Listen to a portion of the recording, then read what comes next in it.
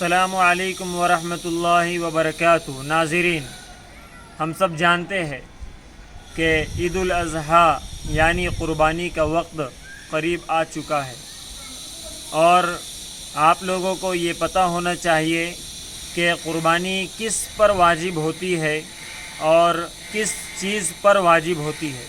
دیکھیے، سب سے پہلے تو زکوٰۃ اور قربانی دونوں کو مسئلے آسانی کے ساتھ آپ سن لیجئے۔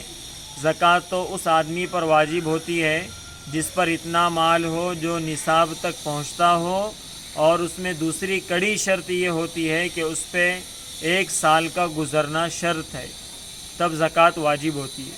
لیکن قربانی کا مسئلہ ایسا نہیں ہے۔ ہاں، قربانی اس آدمی پر واجب ہے جو صاحب نصاب ہو، اور لیکن اس پر سال کا گزرنا شرط نہیں ہے۔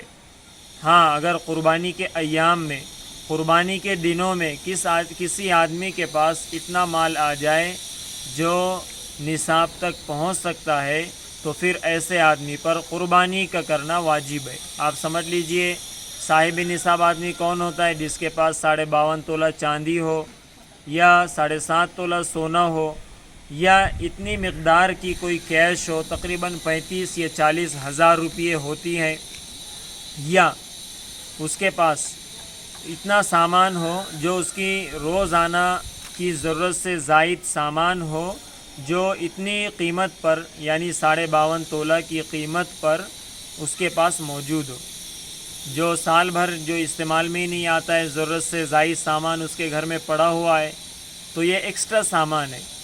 تو اگر وہ نصاب کی مقدار کو پہنچ رہا ہے اتنا مال، اور اس آدمی کے پاس ان دنوں میں جو قربانی کے ایام ہوتے ہیں، یا ان میں سے کسی کے پاس سونا ہو یا چاندی ہو، یا پانچوں مقدار تھوڑی تھوڑی ملا کر کے نصاب کو پہنچ رہی ہو، یا اس میں سے کوئی 2 چیز بھی نصاب کو پہنچ رہے ہیں، مثال کے طور پہ سونا اور تھوڑا چاندی ملا کر کے نصاب کو پہنچ رہا ہے، یا سامان یا کچھ پیسہ روپیے ملا کر کے نصاب کو پہنچ رہا ہے، اور قربانی کے دنوں میں اس آدمی کے پاس اتنا مال موجود ہے، تو اس صورت میں میرے بھائیوں اس آدمی پر قربانی کا کرنا واجب ہے۔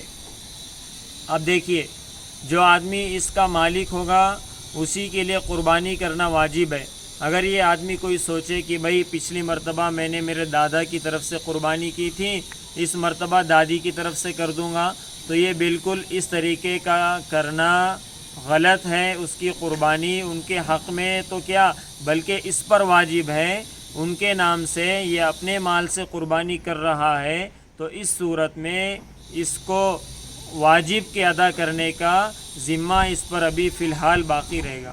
جب اللہ نے اس کو صاحب نصاب بنایا ہے، تو سب سے پہلے یہ اس بات کا مستحق ہے کہ اپنی طرف سے قربانی کرے۔ ہاں، اور اس کے پاس مال اللہ پاک نے زیادہ دیا ہے، تو پھر دادا کی طرف سے اور دادی کی طرف سے اور دیگر جس کی طرف سے کرنا چاہتا ہے کر سکتا ہے۔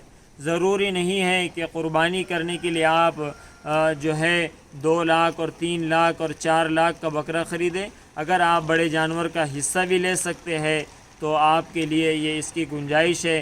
بڑے مقدار میں بڑی بھاری رقم کا جانور خریدنا یہ بھی کوئی ضروری نہیں ہے۔ ہمیں تو جو فرض ہم پر ہے اسے ادا کرنا چاہیے۔ السلام علیکم ورحمۃ اللہ وبرکاتہ۔